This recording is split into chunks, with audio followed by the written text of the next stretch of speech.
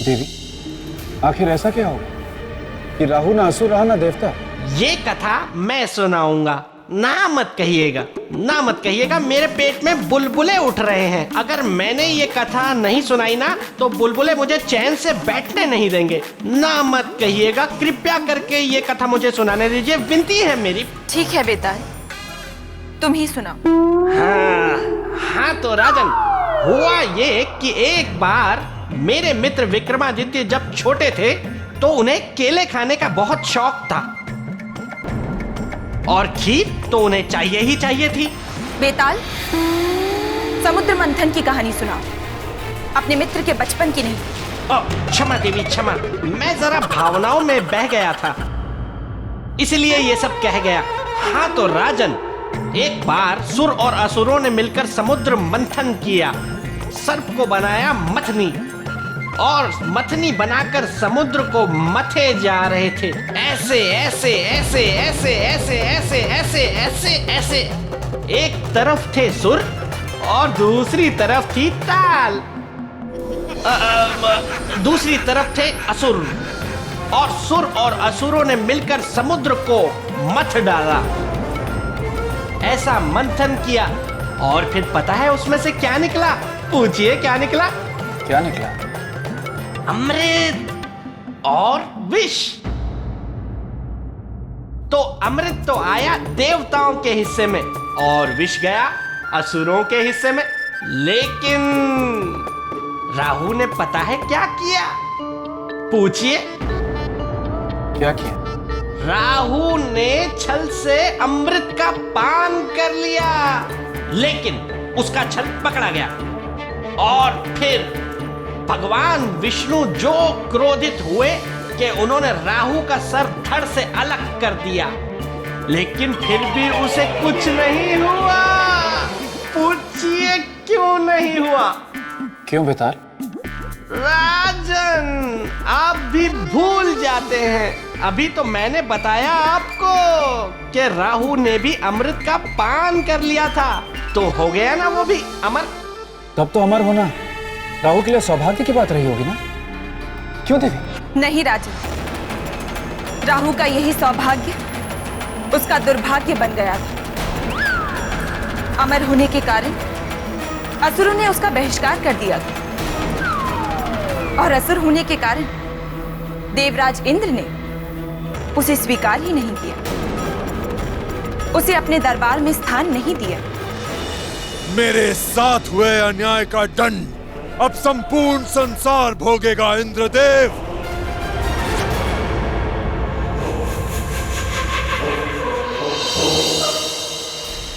नष्ट कर दूंगा मैं तुम्हारी संजीवनी पृथ्वीलोक को।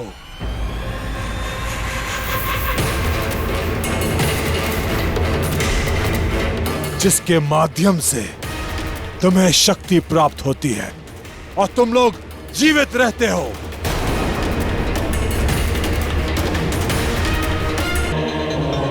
अंत कर दूंगा मैं सबका, सभी सुखों का, और सुख भोगने वाले जीवों का अंत कर दूंगा मैं।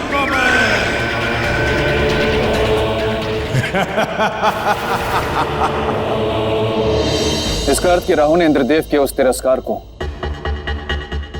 अपने अस्तित्व की लड़ाई बना ली और अपनी महत्ता सिद्ध करने के लिए पुष्य नक्षत्र को खंडित करने पहुंचा, जो नर और नारायण दोनों के सुख का कारण था। राहु, मैं तुम्हें अंतिम चेतावनी देता हूं, अपने स्थान पर लौट जाओ। मुझे तुम्हें दंड देने के लिए विवश मत करो। तुम मुझे दंड दोगे इंद्र? मैं राहु हूं, राहु। आचार्य जी, अब राहु को और कितना समय है पुष्य नक्षत्र तक पहुंचने में तथा उसे खंडित करने में? सम्राट, मेरी गणना के अनुसार मात्र 21 दिन और शेष। वह 21वें दिन के तीसरे प्रहर की अंतिम घड़ी में पुष्य नक्षत्र को खंडित कर देगा और बस वही होगा इस युग और सृष्टि का समाप्ति काल। अग्निदेव, भस्म कर दो इस मूर्ख हठी असुर को।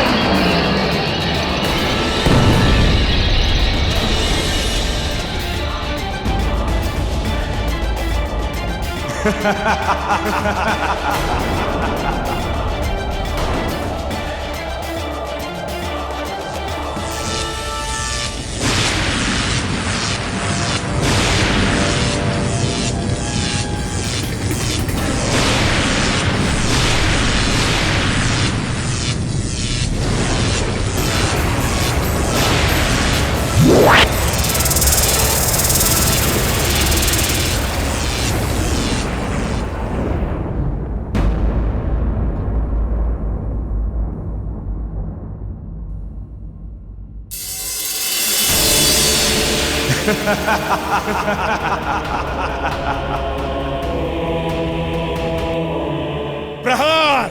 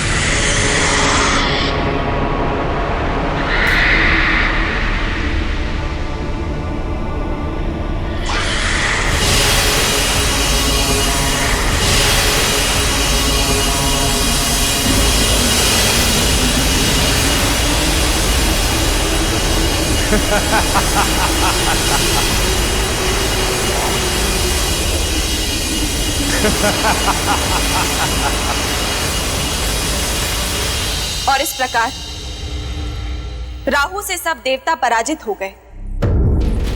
देवताओं का प्रयास विफल हो गया और राहु की इस सफलता का स्वागत करने के लिए सामने खड़ा था इस युग का अंत, मात्र 21 दिन दूर।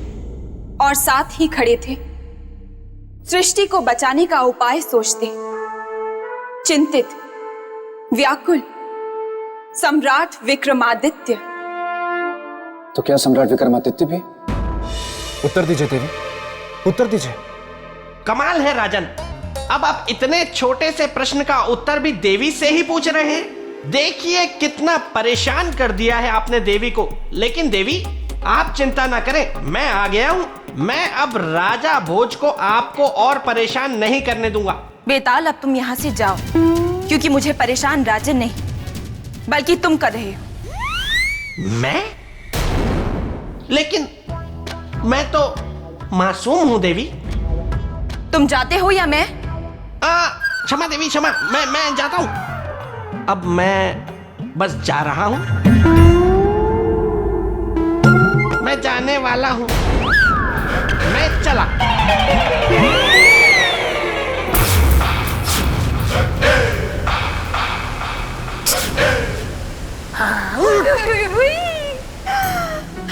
तुम यहाँ? तुमने बताया नहीं अतिथि आए हैं? वाह मेरी किस्मत, एक तरफ बेतालनी, दूसरी तरफ पुतली के चक्कर में मैं कठपुतली। क्या हुआ बेताल? कुछ नहीं। सौंदर्य लेखा, तुम यहाँ क्या कर रही हो? तुम्हारी प्रतीक्षा कर रही हूँ, ठंडी ठंडी आहें भर रही हूँ। मैं हूँ बेताल, गलने नहीं दूंगा किसी की भी दाल। अगर तुम मुझसे सच में प्रेम करती ना, तो प्रेत लोक के प्रेत बाग के एक एक पेड़ की, एक एक टहनी की, एक एक पत्ती, हरी सूखी, सब गिन कर आती। लेकिन तुम बिना गिने ही आ गई। प्रेत लोक के प्रेत बाग में पेड़ है 27,000, जिसकी टहनियां है 80,500 के पार, जिसके पत्ते हैं 90,913। मैं तेरी, तू मेरा। तुम इतनी जल्दी सब गिनाई? हाँ। वाह सौंदर्य लेखा, तुम थक गई होगी, जाओ जाकर थोड़ा आराम कर लो। 300-400 वर्ष। हाँ? नहीं नहीं बेटा, मैं इतनी भी नहीं थकी। लेकिन मैं थक गया हूँ। जाओ, अभी हम बाद में खेलेंगे। मतलब बाद में बात करेंगे। इतने प्रेम से कहोगे तो मैं ना कैसे कहूंगी? सौंदर्य लेखा, मुझे तुमसे प्रेम है, ये सुन के ही जाऊंगी। मैं नहीं बोलूंगा। मैं नहीं जाऊंगी। मैं बोलूंगा। सौंदर्य लेखा, मुझे तुमसे प्रेम है कि नहीं?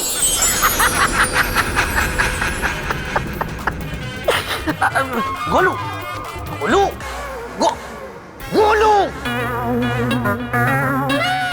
देवी, इस प्रकार मुंह फेर कर मत जाइए। क्या चक्रवर्ती सम्राट विक्रमादित्य भी राहु के प्रकोप से पृथ्वी को बचा नहीं पाए? क्या वो भी राहु से हार गए? उत्तर दीजिए देवी, उत्तर दीजिए। आखिर हुआ क्या? राजन, आप बालकों सा प्रश्न कर रहे हैं।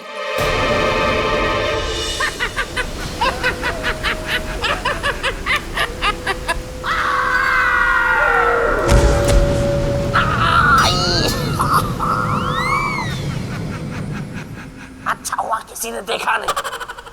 गोलू, गोल, पीछे क्या कर रहे हो? मेरी आंखें सामने, सामने आओ। वैसे बात तो बिल्कुल सही कही पराक्रम की पुतली ने। सम्राट विक्रमादित्य के सामने राजा भोज बालक ही तो है। जिस हठी राहु से देवतागण भयभीत हो, जिसे देवता भी रोक न पाए, पराजित होकर वापस लौट गए, जो राहु प्रचंड सूर्य को निगलने की क्षमता रखता हो, ऐसे क्षमतावान शक्तिवान राहु को एक साधारण मनुष्य भला कैसे रोक पाएगा? राजन, हठी के हट को बदलना कठिन होता है, क्योंकि हट विवेक की हत्या कर देता है और फिर वो राज करता है किसी के भी मन और मस्तिष्क पर, एक छत्र राज। तो बताइए राजन, यदि एक मनुष्य के सामने एक ओर सीमाएं हो, मर्यादाएं हो और दूसरी ओर विनाश हो, तो फिर ऐसी स्थिति में वो मनुष्य क्या करेगा? मुश्किल है। देख लेना मेरे परम प्रिय मित्र पेड़, राजा भोज इस प्रश्न का उत्तर तो नहीं दे पाएंगे। यदि वो मनुष्य पराक्रमी और साहसी होगा तो अपने आत्मबल और शारीरिक बल दोनों के साथ अपनी जान पर खेलकर विनाश का सामना करेगा। क्यों? क्या उसे असफल होने का या मृत्यु का भय नहीं होगा? नहीं देवी, वैसे मनुष्यों के सामने ना तो कोई सीमा होती है, ना भय, ना असमर्थता। वैसे मनुष्य परिणाम की चिंता नहीं करते, वो केवल लक्ष्य की ओर देखते हैं, हितकारी लक्ष्य। दे दिया। हाँ, ठीक है ठीक है। अब ऐसे भी मत घूरो मुझे। अरे एक प्रश्न का सही उत्तर दे दिया तो कोई वो मेरे मित्र की बराबरी नहीं कर लेगा।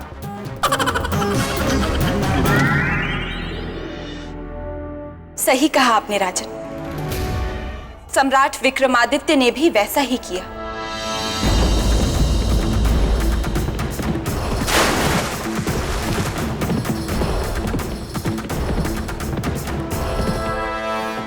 सम्राट, सम्राट कृपा करके रुक जाइए। सम्राट, वहां सौरमंडल में मत जाइए। सम्राट, सौरमंडल में जाने का अर्थ है अपने जीवन को संकट में डालना। हमारे लिए हमारा जीवन हमारी प्रजा है विराह मीर जी, और हमारी प्रजा पर कोई संकट आए ये हम सहन नहीं कर सकते, इसीलिए हमारा जाना बहुत जरूरी है।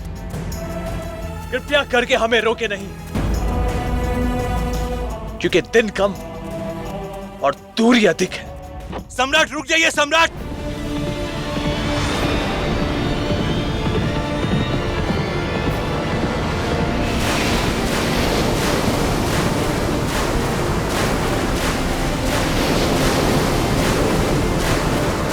सम्राट, सम्राट, आपने सौरमंडल में जाने का निर्णय करके अच्छा नहीं किया सम्राट। आप सौरमंडल की परिधि में प्रवेश कर ही नहीं सकते, क्योंकि वहां की गति अलग है। वहां गुरुत्वाकर्षण नहीं है सम्राट, भार शून्यता है। असंतुलन की स्थिति बन जाती है सम्राट।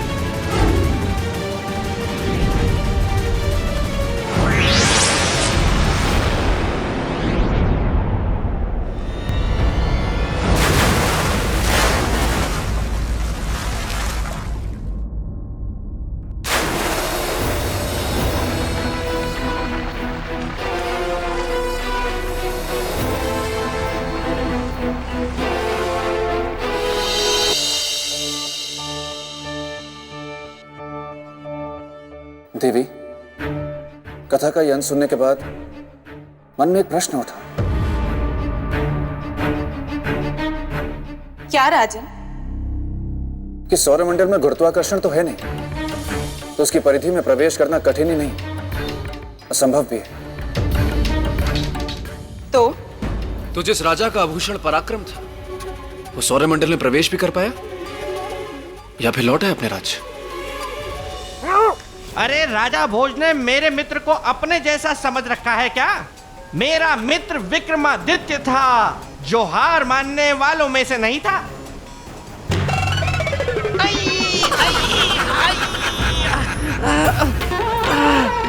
कहीं पत्थर, कहीं गोला, कहीं पेड़। राजन, प्रयास वो छोड़ते हैं या असफलता उनकी साथी बनती है जो परिस्थिति के आगे हार मान जाते हैं। पर पुरुषार्थी कभी हार नहीं मानते राजन, क्योंकि वो जानते हैं कि असफलता स्थायी नहीं होती। ये हुई ना बात। सही उत्तर दिया है पराक्रम की पुतली ने राजा भोज को। असफलता में ही सीप के मोती की भांति सफलता छिपी होती है। इसका अर्थ की यही तो आपको बताना है राजन, कि सम्राट विक्रमादित्य ने असंभव को किस प्रकार संभव किया होगा, असफलता को किस प्रकार सफलता में बदला होगा।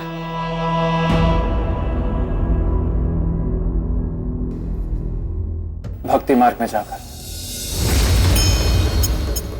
कैसे? इसलिए कि जब मनुष्य के सारे प्रयास विफल हो जाते हैं, वो चारों तरफ से हार जाता है, निराश हो जाता है,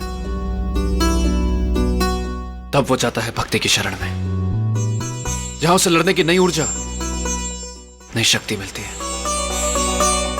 और वो शक्ति संसार की सबसे बलशाली शक्ति होती है।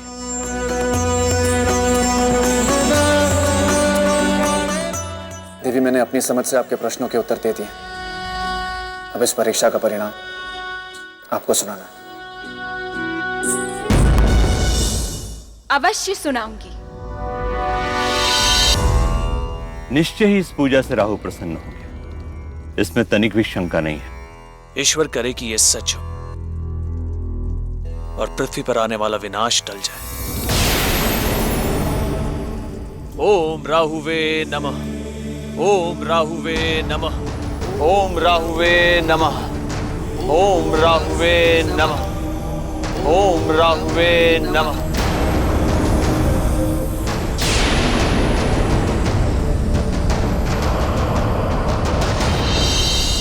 सम्राट, इस प्रकार 3 दिन और 3 रात तक चलने वाला राहु का यज्ञ यहाँ अब समाप्त होता है। पुरोहित जी, अब राहु देव शांत हो चुके होंगे और इस पृथ्वी पर आने वाला विनाश भी टल चुका होगा। सम्राट, मैंने धरती की ओर फिर से कई बड़े बड़े उल्का पिंडों को एक साथ आते हुए देखा है।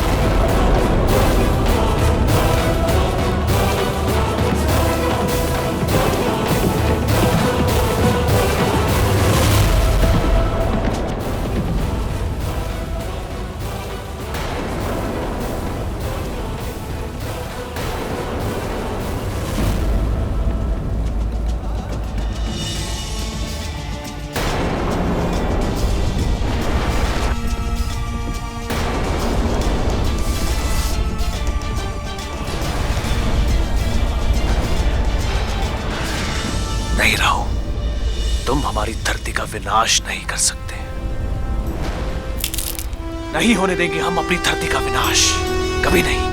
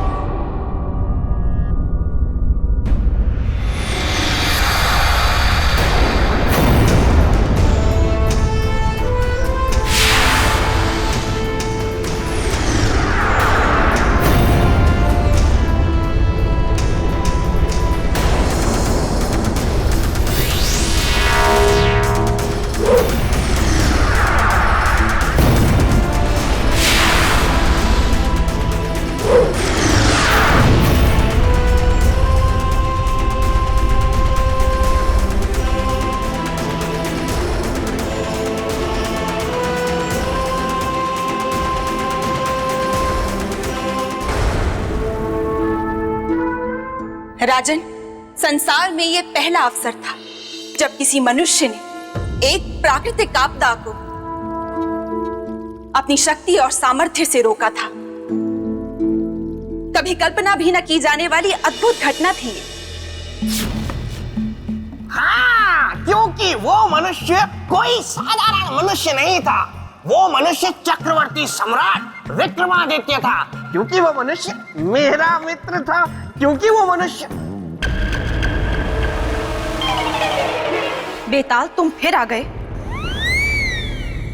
अब फिर बीच में बोलते रहोगे। नहीं, मैं नहीं बोलूंगा। मतलब इसके बाद अब मैं नहीं बोलूंगा, चुप रहूंगा। नहीं बेताल, देखो। देवी, जरा आप मेरे साथ इधर आइए, मुझे आपसे कुछ बात करनी है। कृपया आइए। आइए।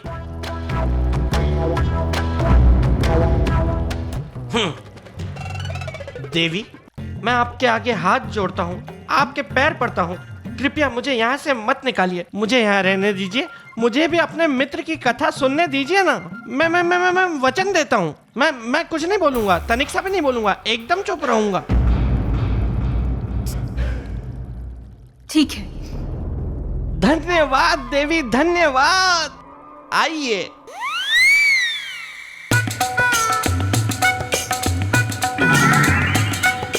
हाँ तो राजा भोज, मैं ये कह रहा था कि मेरा मित्र